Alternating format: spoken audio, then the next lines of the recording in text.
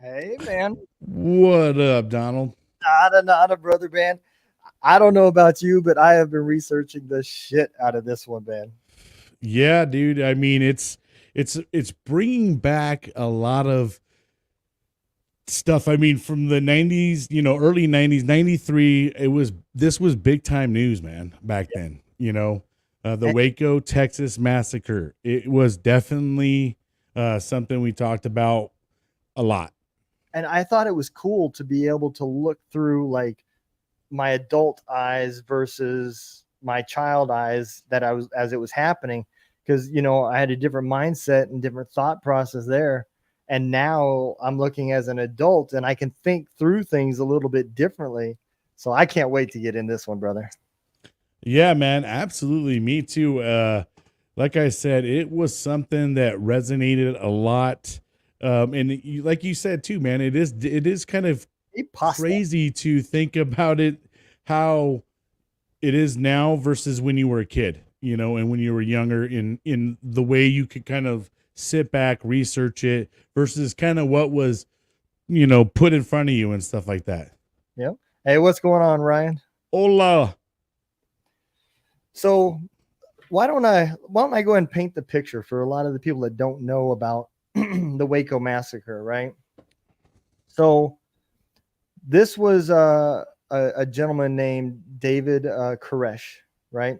And he was a typical cult leader. He convinced people that he was the new Messiah. He was Jesus, and he had this huge camp. I don't remember off the top of my head what it was called, but there was a shit ton of people living there, husbands, wives, kids, um, fathers old enough to where their kids were married and all were still living there.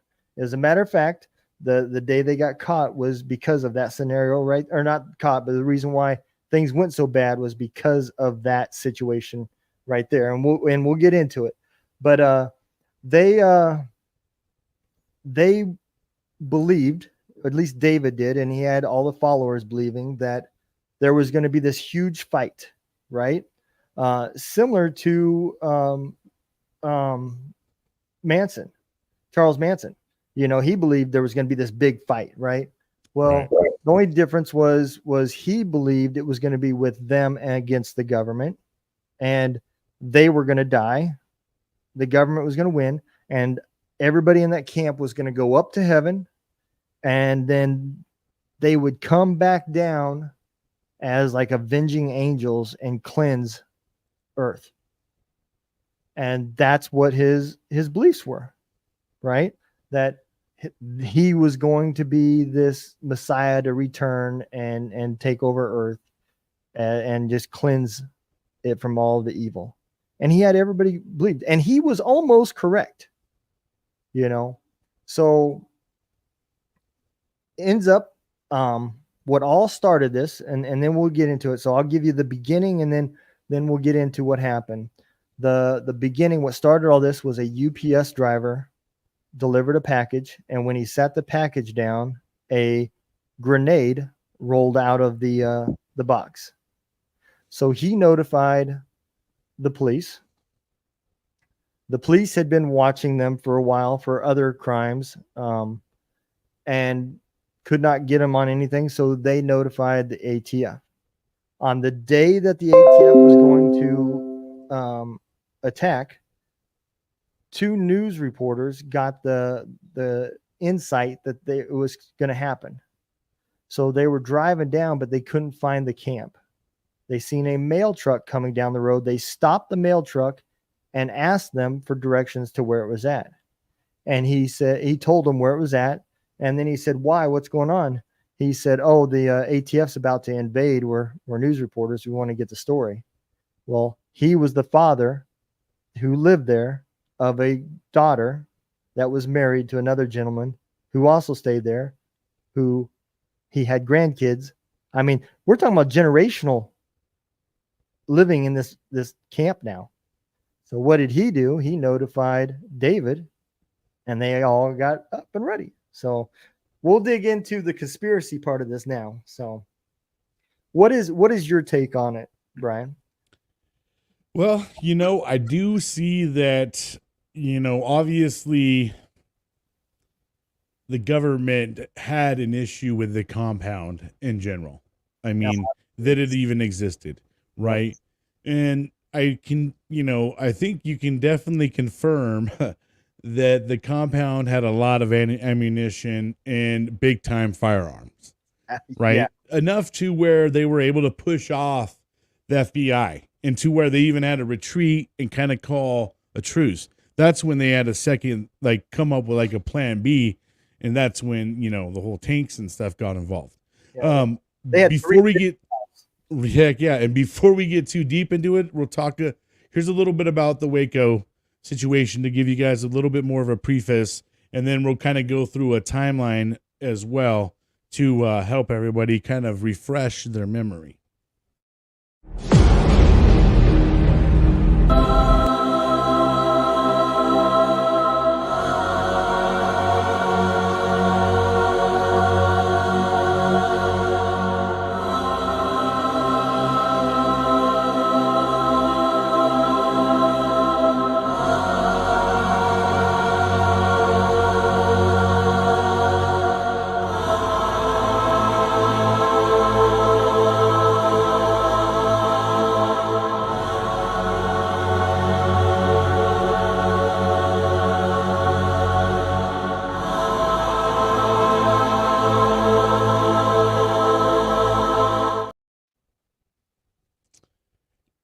And as you can see, man, the ATF, was heavily involved there.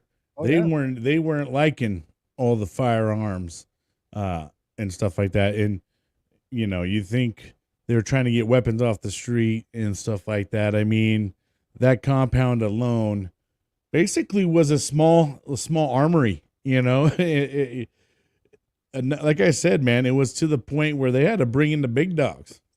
So, the other thing too that they don't talk a whole lot about, right, is up to that point, before they went there, they already knew down to how much ammo, how much of everything that was going on in there, because they had a undercover that was in the building. So he was feeding them information of what was going on. And when the fighting took off, he came out of the building to get out of there, and but they already knew. They knew before they even got into it, and they knew that their gig was up, because the undercover agent said, "Hey, David already knows y'all are coming." So the ultimates of the premises of surprise was gone. Oh yeah, no, they were ready. They were definitely ready for them.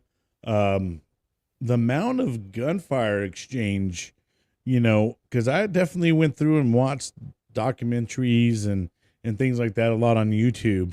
But the amount of firing back and forth, and I mean, they definitely had to be fortified inside there to take as many rounds as they were able to take and stuff like that. I mean, there's just no way that they weren't fortified in there. Let's kind of go through a timeline so we can get ourselves freshened up better and kind of see how it all transpired from start to finish. Here we go.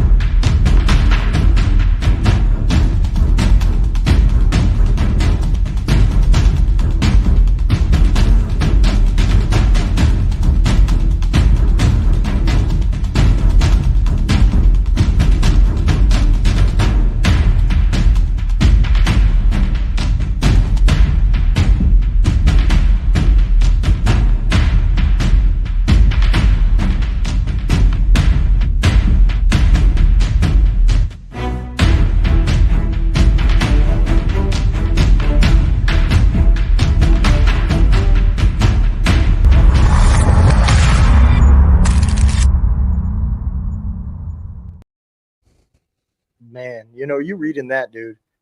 Massacre is the only way that you can put that. Yeah, no kidding. I mean, there's just no way to express it. Pregnant women, children. I mean, the age range was all over the place in terms of people that died. It was a major massacre. And, you got to start to wonder at some point in time. I mean, the standoff started in February, ended in April. That's a hell of a long time. And some of the tactics that were used is they even were using loudspeakers to the point, because the way the FBI viewed it is, hey, if we're going to be uncomfortable and we're going to be up all late at night, you guys aren't going to be comfortable and they're sleeping. Yep. So they went and just got these speakers and just put unbearable noise and sound right onto the compound, right into all their windows, everywhere they can get loudspeakers. So there was different tactics used. You got to start to wonder how loyal these people had to be. I mean, you do see that there was people released throughout time. He did release some of them, So but there's a hell of a lot of them that went down, and they fought all the way down to the end. You know Yeah. what I mean? And so the amount of loyalty that he was able to gain is it's crazy. That is crazy how he was able to have people literally fight to their death for whatever he had them, believing, and they had them convinced enough to go die for the cause. yeah, I mean, so let's talk about. Let me first talk about what I found weird that the government did. You know, one, they got they ended negotiations after the negotiator got him to release some people, because they told the negotiator it wasn't enough. All right. That was after they had destroyed his car, drove over his fucking El Camino, and destroyed a bunch of other people's cars, right? So, on top of that, when have you ever seen the government allow allow a civilian to go into a hostage situation to talk to the person? I've never seen that. They allowed David Koresh's lawyer to go in and talk to him, and it did no good. I believe he actually went twice. And the one thing that he said is, the one thing that he remembered from the walk up was, all he heard was ka-chunk, ka-chunk, ka-chunk. There was so many rounds on the ground that every step he was stepping on brass everywhere he went. So I found that odd, that the government would stop negotiations after they got what they asked for. They got a release of people. They had tanks on ground from the beginning. When have we ever seen the National Guard called into a hostage? Have you ever seen the National Guard called into an active shooter situation? It doesn't happen. They don't call the National Guard in to deal with law enforcement matters, but they did that day. Right?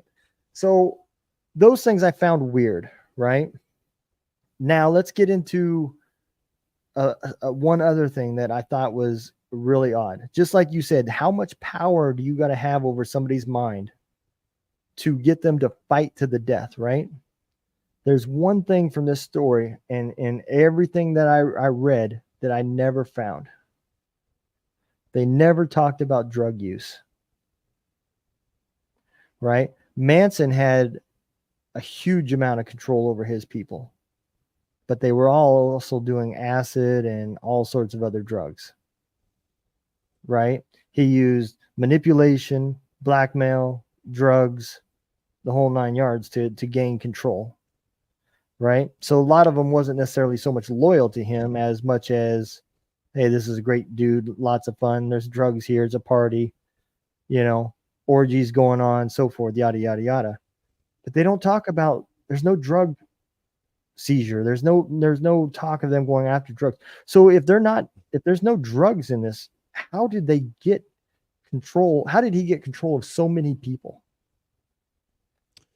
And you know, the other part that's that you got to question is how was he so? I mean, based on the documentaries, and I have seen the live footage of this dude, and heard footage of this dude, but the guy took him around to the Adam his gut area. He said something about his something oh his gosh dang, he said something shattered, his pelvic bones shattered. Yeah. And he took one through his hand or something. He's just sitting there talking to the negotiators, man, like he's not panicking. No. He's not he in no distress. Still ripping off scriptures to the guys. It's just crazy to me to think that how he was so like able to manage that through no kind of drugs Yeah. or anything of the such. So it is kind of crazy. And like you said, and I don't know if it's back then that there wasn't as much access to education on things and things like that. So, Yeah. there's not so much as way to be aware of a lot of things. So maybe it was easier to fall in line to a cult or to people that just sound like they're giving you a good life. Here, David Koresh comes in, can play guitar, he sings, he's knows the Bible, and he's, Well, let's face it, he's very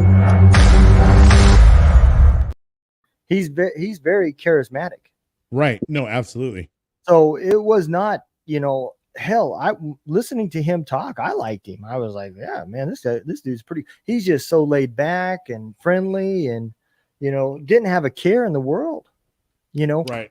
Talking about the end of their life, and he's just talking like, what he did last night.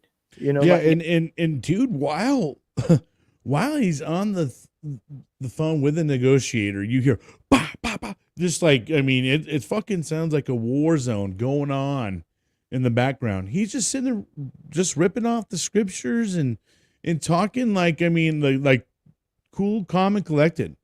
And he's just like, you guys need to stop firing. We got children in here. We got, yeah, he just keeps telling them time and time again, hey, listen, we got kids in here. Obviously, they weren't being able to do it. So, nope, I have never been to Israel. no, but yeah, man, it is a crazy story, and you got to think at what level was it that they just felt threatened by the guy? The government, the surrounding community, and to that point that they were just like, well, we're going to demolish it. I think so. The state attorney, there was some conspiracy that she was like given a video of him saying, after I finish my book, we will all come out peacefully. Right? She denies that video footage was ever given to her. Okay. There is some belief that she was looking really shitty. It was an election year, because this had gone on for at this point, 8 weeks. And the more that the people listened and watched, the more they were starting to side with the Davidians, so they were losing the public support, and they were losing face, Yeah. and I just ask myself, how desperate do you have to be to tell somebody to take an 88, for you guys that don't know, that's a track recovery vehicle, and tell them to ram the crane into the side of the damn building. I mean, that makes no damn sense. And then they proceed to say that they didn't, ignite or start any kind of fires, which, Somebody did. yeah, like, and I mean, you got to ask yourself. I mean, yeah, did they set the fire? No, maybe not. They didn't go over there with a lighter and just, start, boom, but tear gas, smoke, all that stuff creates, ignites. I mean, and not only that, but back in a good old tank and who know what you hit when you backed in, but they definitely created the fire. There's no doubt. So let me ask you this. How come the fire department was never called after the fire started? There was fire trucks there. They didn't let them come in. They said that they were afraid that with all the ammunition and explosives that was in the building, that it would get the fire department hurt and explode. But they weren't worried about shooting and ramming a building full of explosives and ammunition. It's clear as day, dude. They had no intentions on saving anybody inside there. Besides, they didn't have any intentions on saving anybody that decided to hunker down in there.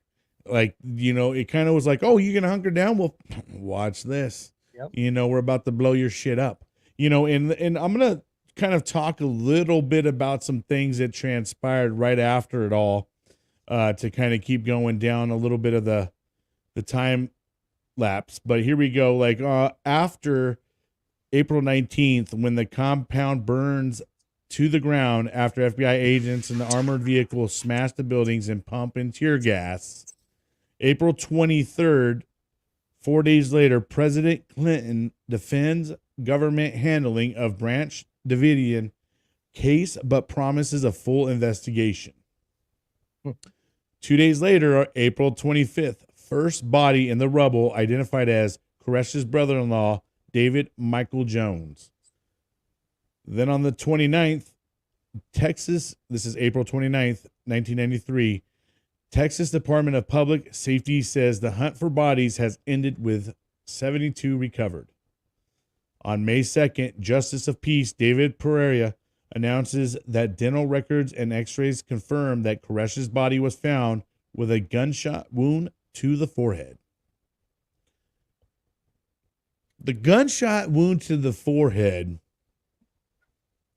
is something I don't think I ever knew. You know what I mean? Obviously, because when we were kids, I think that, at least for me, when I was, at the time that this came through, I think once the thing was over, the story was over, for us. To find out some of these things later, like the gunshot wound to the forehead, makes you wonder, when the place burnt down and everybody burnt and died with it. There was never any reports of him getting shot in the head. So it was either while they're ramming the tank in the building, they're still just brah, brah, brah, and they ended up eventually, making their shot, or with the tank busting in, they might have had a sniper on point and they already knew exactly where David was. And that was kind of the whole thing. What we're going to do is simultaneously we'll bust it down and aim some shots in there and maybe make sure that the guy doesn't make it out alive. So there was a ATF agent. I seen an interview from him. After that tank busted in, he went in behind that door and went in, right? He made it into the first room. And when he came in, I think he said to his left, there was a long hallway that went down. And he took some rounds, and I don't remember where he got hit. He got hit. And when he went down, he returned fire and killed the dude instantly, right? The dude instantly dropped. There was other people there and he ended up getting back out of the building and crawled because he thought he was going to die. He was hurt pretty bad, and so there was somebody in there that was returning fire. Okay, so I don't think he could have shot David Koresh because that timeline is before the last time we hear from David Koresh. Right? There's still talks happening between the FBI and David Koresh. And David Koresh even called his mom. Yeah. And told her basically, Mom, I'm gonna die. I don't know. I think that he just left. I don't know if he actually talked to her or not. I don't remember, or if it was that he left a voice message on an answer machine for her. But either way, I do know that he reached out to his mom. He felt. I mean, he was shot pretty early in the game. Pretty early in the gunshot. I think it was shot day 1 or day 2, right in the beginning of the shooting. Yeah. So he was injured for almost 2 months at that point in time. By the time they decided to ram it down and just say screw it. There was another person in there named David. He was being interviewed too, and he was definitely pro David Koresh. What's going on, Eric? What up, brother? He was all about David Koresh, right? Well, they asked him about the fire, and he said, I did not see anybody in here start a fire. He said they started the fire trying to burn us out. And then they asked this ATF agent, dude, up to that point, that interview with him had been real, like he just was telling a story. As soon as he said that dude got fucking aggressive. He's a liar, and I was like, oh, that took the defense on it. Yeah, dude, I'm telling you, I honestly do believe the government started that fire. Oh, there's no doubt. I mean, if nothing else, the tear gas alone, when they're throwing a whole bunch of it in there, all that stuff. I mean, there's just so many things that could have ignited the fire, and for them to just sit there and act like, yeah, we had nothing to do with it is just pure. I mean, that kind of makes them look a little foolish, and that's the part where you start to question it. And the other part about it is you got to look back at it, and with the sketchy amount of media back then, and there wasn't, it was a lot harder to get information out to the large portion. And whatever they wanted to control, they could control easily in terms of what information they want out there. Yeah. And at any point in time, I think anything can be put out in a way that they want it to be put out. So let's play devil's advocate, right? And kind of just paint this picture. So you're an innocent bystander, and you're hearing the stories, right? So let's say he didn't die, he's in court, and you're the judge, okay? And you're getting the testimony from ATF agents, and then you're getting the testimony from a guy that had all these weapons, supposedly was having sex with everybody from the kids all the way up, who also thought he was Jesus Christ. I mean, whose story are you probably likely to believe? I don't think the government really had to try very hard. They just had to say, he's fucking nuts. Well, they capitalized on that part, right? And he made that part easy for him, especially back then. Yeah. You know what I mean? And in him having the arsenal that he had just played into it all.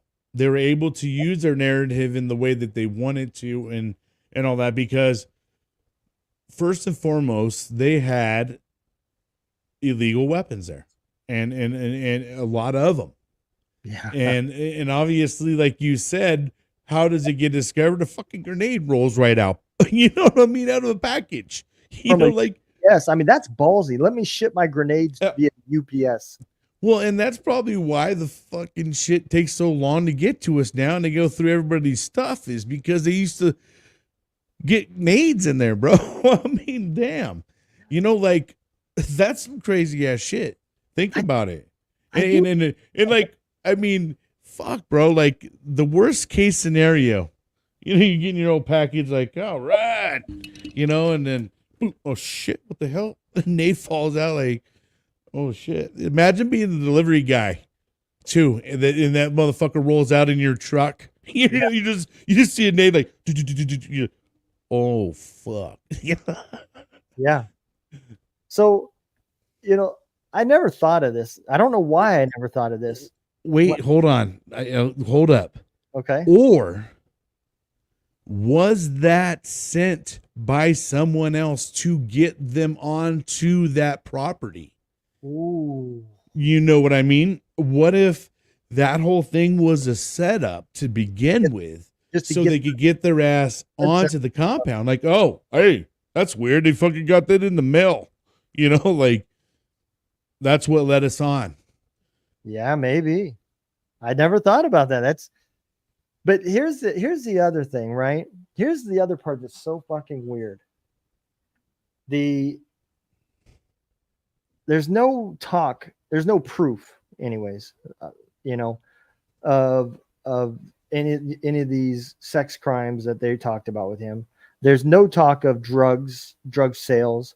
There's no firearm convictions, like shooting guns illegally, robbing banks, robbery, theft. None of those people had any run-ins with the law, right? So how were they getting the money for all this shit? Most of them didn't work. David Koresh didn't work.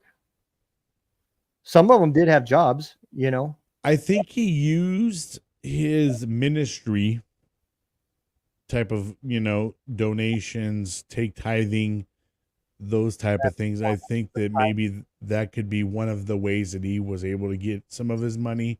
Because Man. yeah, you got to think about it, man. I mean, yeah, how else are they going to be funded, and who was funding them? Yeah. And what if let's just throw it into the fucking mix? What if the government was funding them to begin with, and it was just a whole thing to saturate the market and get them like, okay, well, we'll take out this whole bunch of folks that are, going to create problems. Or maybe he was supposed to do something and didn't. Or he did and he was going to expose somebody. And so they just came in and said, let's silence this. Well, that's a bigger question that you always got to ask in a lot of the things that go down. Why one individual gets an immense amount of. Don't tell me he's only David Koresh in the world, and there's not other crazy cults out there, but Oh, there's been several. Right. There's been several that have surfaced, and I imagine there's still more out there. Absolutely. Yeah, I mean, because that's just the way it has been for years and years. Now they've just got to a level of knowing it's not acceptable and how to work around things and get them navigate in a way that it's not as seen as much. I don't think you know what I mean, or it's being caught as much, but there's a lot of things out there like that. But why did he get all this so much attention? You know what I mean? And the part about it is I think that they just saw, wow, this guy's pulling hundreds. This guy's he's got a whole compound of folks. I mean, there was a lot of people there, bro. They found 70 something dead, and they had already released. There was well over 100, 9 or 10 people that they released, at least bare minimum. Yeah, because they were letting them out 4, 5, 1, 2 here, there. I mean, the numbers kind of probably added up, but and there was some that came out. So already, you're right. When the ATF threw that tear gas in, they said that they expected a mass flood of people come running out, and they thought it was going to be a like fight to the death, that they were going to come out fighting and they were ready to have to return fire, right? And so they threw the tear gas, nothing. They threw some more tear gas. They heard David Koresh say, they're getting ready to gas us. Put on your masks, right? And so they threw like several things of tear gas in there. They even opened up some other areas with the other tank to get air going in, right? And they were standing by the door waiting for all these people to come running out. And like less than 5 people came out. It was like 5 girls came out. Right. Well, and from the sounds of it, man, it just, it really starts to sound like how, like I feel like they were never really meant to hurt anybody outside. And the whole thing for them was to protect their community. Yep. I don't think their weapons were to like, hey, we're going to mount up and we're going to go start a convoy and we're going to go ambush, this city first. We're going to take over them and then just keep penetrating, moving on in. I don't think that was ever their intentions. They obviously had their compound. People want to go there and live there. And that's the problem.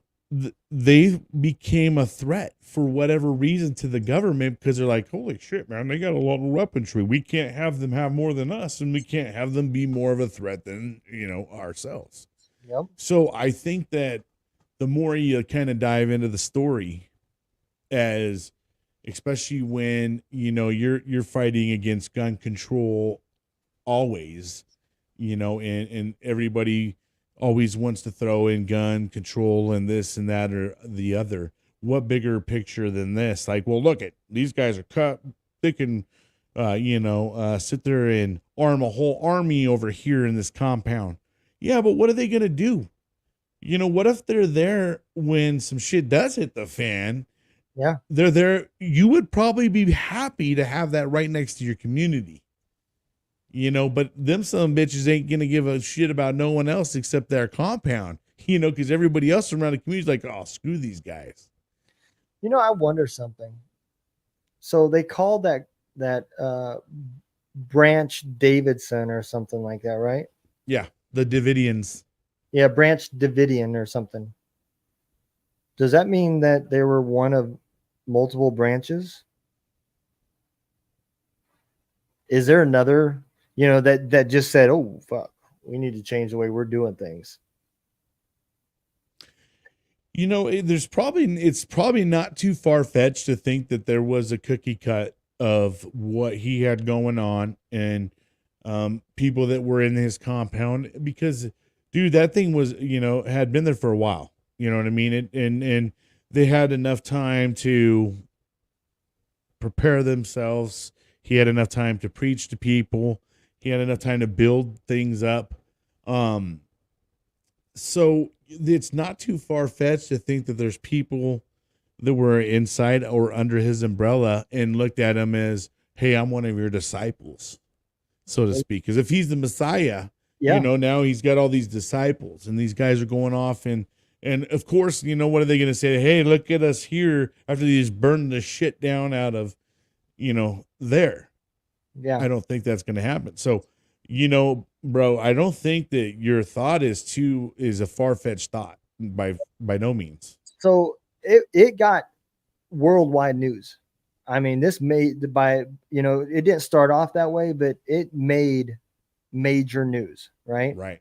To the point that in the documentary, they have video footage of them, the Unabomber, I lost his name. Timothy McVeigh selling bumper stickers outside the event. He had these Second Amendment and neo-Nazi and it had swastika bumper stickers, and they talked to him, the reporters, and he was like, the government's trying to take over, and he was already anti-government at that point.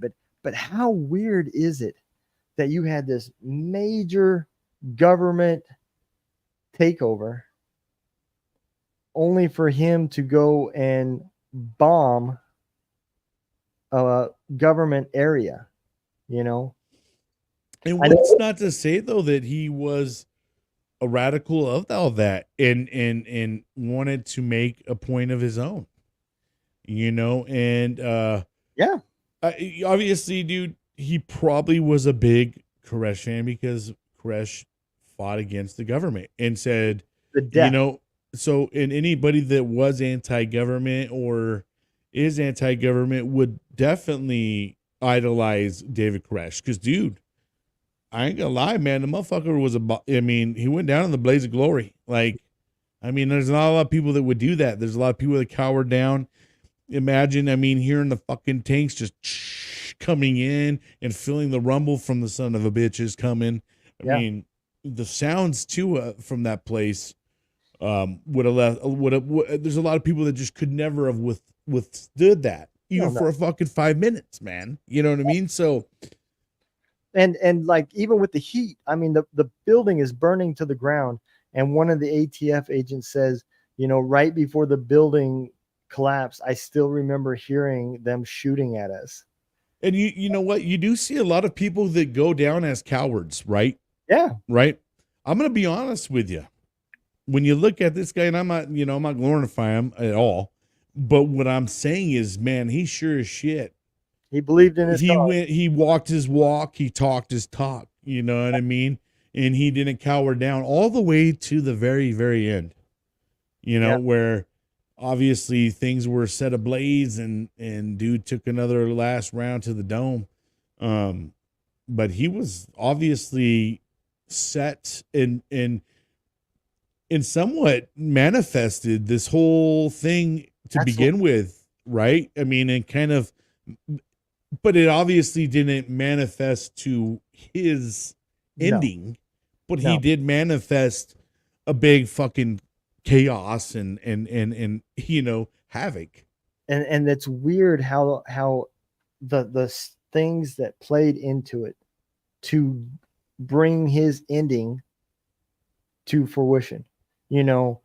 Some reporters that got lost, stopping the one guy that lived there who warned them. The one person that talked to the mailman was the only non-ATF person that knew that they were invading that day. And they got lost, talked to the mailman who lived there, and called back and told David that they're coming. Right? Now, again, I maybe there's some other stuff behind the scenes that didn't make the documentaries.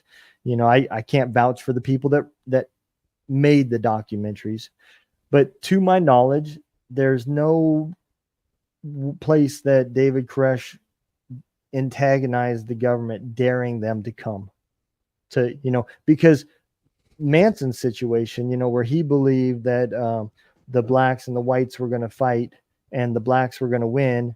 And he was supposed to be on the top of this mountain waiting so that he could lead the blacks because they couldn't lead themselves. Right. And he got all this from a Beatles song. He believed that the Beatles was telling him that. And it didn't happen. So he had to start that war by acting like black gangs going into Hollywood and murdering people, but there's nothing like that. They don't talk about any of that type of stuff with David Koresh. Now, So it because is he weird. was more of an antagonist, Yeah, you know what I mean, versus what David Koresh was. right. You know, David So Koresh wasn't antagonizing, like, there's he 100. definitely was not stepping down to him Yeah, and cowering down to him and anything like that. Straight up said, hey, we'll fight to our death. You know a, a, what I mean? a different ATF um, scene commander instead of the one that was there that day would have changed this whole scenario too. So the news reporter not getting lost would have changed it because they would have had the ultimate of surprise.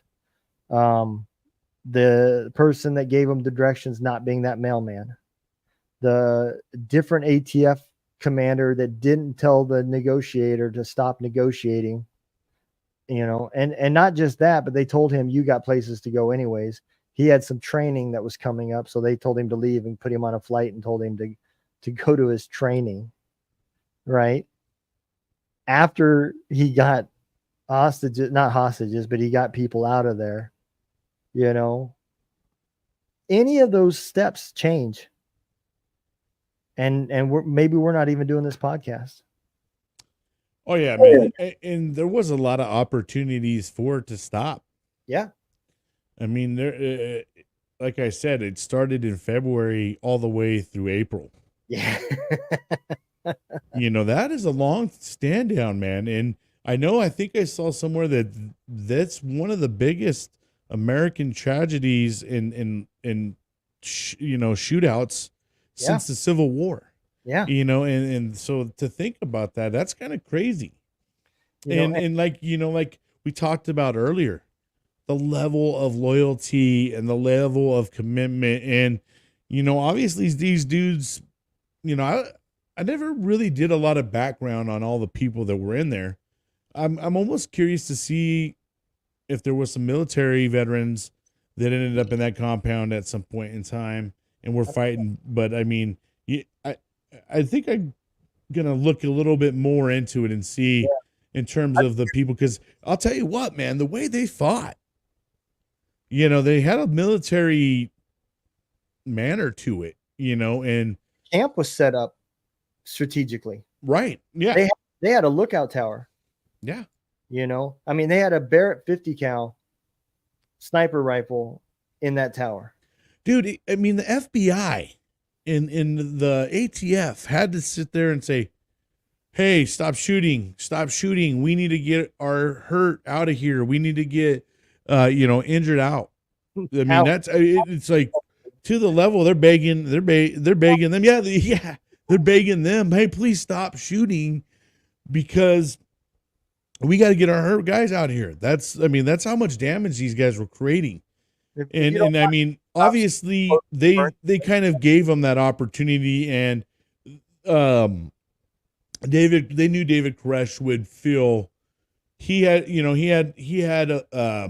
humanity to himself. He obviously did. He cared about people genuinely enough to where he was trying to house everybody and lead them on a way. But in that documentary, there was people of all races. Right. No, absolutely. I've seen that in all ages. Yep. And like you said, generations of families. It became its own community easily. Right. And it self-sustained itself, and that's where I think that another part of the government may have felt a little bit of a threat, and like, whoa, are these guys going to start operating how we are? No, we can't have this, because then, the next thing is going to be another one over here and another one over here. And before you know it, we're outnumbered. Yeah. We're already outnumbered, but we can't let them know that, Yeah. I mean, it was really weird how, and not, like I said, not to glorify them, but right. But to also talk about how hard these guys were, those 2 months was without power and without running water. Oh no. Yeah. They shut them down completely. Yeah. They were trying to get them out any which way they could. And like I said, that's how many different measures were put in place. And that's how many different opportunities were there.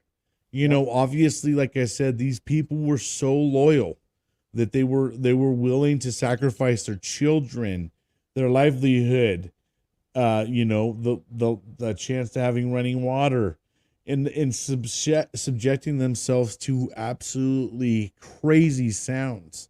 Yeah. They were playing music and all kinds of stuff. It was crazy. I don't know if you've seen that, but that was crazy. They said for 24 hours, they got to listen to the busy signal from a phone line. It was just nonstop. I'll be honest with you, man. Them motherfuckers might get me out by having something like that, because I'm not good with repetitive sounds at all, man. Yeah. I'd be like, you better give me every tissue or whatever. I'm running my ass out there and saying fucking hands up because they got me here with the noises. Yep. The noises that was crazy. Yeah. I mean, to Spotlight think, fucking shining in their windows and I don't know that if that was a new tactic that they have tried, or if that was a tactic they've always known. Like, hey, they're all going through all their tactics through the handbook, over here, like going through the book, like, chapter 8, fucking blow the music up. yep. Start the jam. Yeah, man, that's crazy. But they even did some like Sears school fucking tactics because some of those sounds was like babies crying and rabbits being fucking killed and Oh man, they knew the noises and the frequencies and all yeah. those kind of things. So, yeah, I mean, mind games are it's hard, So, and for them to withhold that and bear it, they either found a way to get rid of the sounds, and I don't know. It's just crazy. I like I said, now it makes me want to dive even further into the rabbit hole and go look at some, because I do know there's survivors of this. Yeah. And a lot of them were kids and now they're growing up. I would love to hear their versions of kind of where their mindsets are today with it all. Yeah. And because obviously when you're a kid, your mindset is going to be completely different and you are way more easy to influence. I mean, we always want to believe in the adults that we follow or that we're around, right? Like when we're born with our parents, we want to hope we got the best, set of parents you can get, and not everyone's blessed with that, right? I mean, you never know what you're going to get, but that's what I'm saying. Like, and a lot of these people are probably very lost. So David Koresh himself made them feel whole and made them feel loved and, brought that all to them. Serenading him with his songs and his long hair and stuff, like, And he made all of them go to church. They all had to come. It was like, I don't know, it was some weird, like 5 hours a day was dedicated to prayer, and they all had jobs on the community. They all had their role that they played, so yeah, I mean, it does, it does sound like, too, with the polygamy portion of it all and things of that nature that, he, and I don't even know the polygamy part so much, if that was more of, the government betray to it, or if that's legit was going down, because some of that stuff I think is very spotty in terms of the reports and things that you'll see from that nature. I don't necessarily believe in the child part of it, right? Where they said that he was having sex with children. Right. And I definitely would hope, and my mind likes to think that, yeah, hopefully not. And I mean, I could see him having multiple wives, ones that aren't married to other men that are there. I don't see him like saying, "Hey, I'm sleeping with your wife tonight." But see, the flip side of it all is the government already had enough with just the weapons alone, the cache of weapons that they had there and ammo to nail these guys down. They didn't really need the child stuff, all that kind of the polygamy, the pedophilia stuff, all those kind of things. They didn't really need to pin all that extra on them. So, it's hard to say, was that part of the narrative or was that part of someone's story? And that's what, and just added on to the list of things. If they had an undercover agent in there that seen him fucking children, I promise you that would have been, I mean, what better way to get the public on your side? Right. And so why wouldn't those charges be brought up? I know they would, the parents of those children, why weren't they brought up on like child endangerment, pornography or whatever for allowing it to happen? I mean, there has to be a charge just because you're not the one sticking it doesn't mean, if I hand off my kid to somebody that's going to stick it, then absolutely I should be held fucking just as liable. I'm contributing to it, you know? I definitely feel like there could easily be a part two to this story, and it's kind of the aftermath. Yeah. You know, where's everybody at now? All the survivors, and kind of get that spill and get those stories, hear it from the horse's mouth, so to speak. Yeah. Well, get it on the books, man. Yeah, I think we're definitely gonna have to re-travel down this hole and kind of get more of what the perspective is now from a different, what is it? We're at, damn, 30 years later. Yeah. Yeah, shit. Just this March, 30 years this year. As a matter of fact, isn't that kind of crazy? We did it on the 30-year anniversary. Yeah. Yeah, man. Not even meaning it, No, not at all.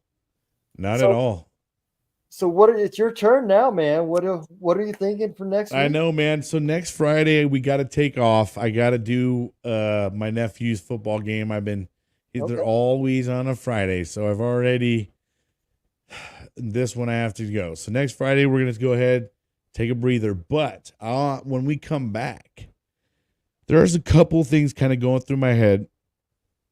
One of them is kind of the whole fire in Maui thing it's really heavy out there right now, so it might be something good to kind of go down the path.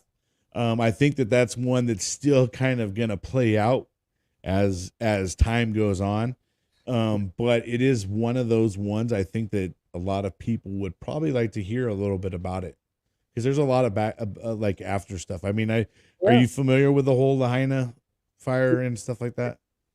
Yep, I've been following it, the Fox News version. So I don't know if there's, if you go to ABC or CNN, if you're getting a different version, but definitely go to YouTube and you just, in the search bar, put in the Maui fire, and you're definitely going to get more of the boots on the ground inside stuff from even the actual people who live there. There's even town hall meetings about stuff. I mean, there's so much out there when it comes to this whole thing. So I think it's going to be a good topic. Yeah, I agree, man. And I think we're going to find out that the same thing that's happened there is happened in a lot of places, like the Ohio fucking crash, where the government has just completely fucking said, fuck y'all. Well, they're starting to say that these big fires and stuff are starting to happen throughout the country, and they're deeming them as, like they're completely, the land's lost because of complete fire or devastation. Supposedly they're trying to make smart cities, and that's kind of one of the big things about it right now. If you look into these smart cities, Google the smart city thing, and it's a whole thing that kind of plays into the rabbit hole. Okay. But definitely look into smart cities. Like I said, that's one of the conspiracies I've heard from the whole fire, is that's one of the things, is it's part of them trying to develop the smart cities, and rich actors and actresses are buying out land and stuff like that. Imagine how cheap it would be to buy land from a town that had been leveled. Right. And, and that's the part that makes you wonder, man. And there's also, like, I'm not going to get too deep into it, because then we'll get into the next show. But on hour 2, there's definitely a couple things, and I like to do the video, so I got a whole bunch of things already I've been saving up. And if you guys haven't had the chance to go over and join us on our Facebook page, go join us over there, Conspiracy Fridays. I definitely try to post all different kind of conspiracies on there. Anything I find, try to put it there so you guys can go check it out, whether it's real, not real. As soon as I feel like it's a conspiracy, I put it right there in that Facebook group. So it's kind of a fun place to go check out all the different things that are out there, because there's a lot of rabbit holes. Absolutely, man. But all right, Don, you got anything else, man, before we head out? No, man, I'm gonna spend the rest of the night setting up the new computer and everything else, brother. So this has been fun, man. I've been looking forward to this today. Oh yeah, me too, man. And this show kind of makes you do a little bit of homework, and has to make you go back and refresh your mind. So I like that part about it. And man, I couldn't believe how much information's out there and documentaries are out there, especially Yeah. on the YouTube side. You can definitely get lost in it. So, Yep. yeah, man. So start getting yourself freshened up with the whole Lahaina fire and stuff like that, because I will, brother. we got about 2 weeks before we'll be doing that. So we got a little bit of time to think about it. But all right, brother. All right, This man. was a good one. All right, man. Guys. Till next time, everybody.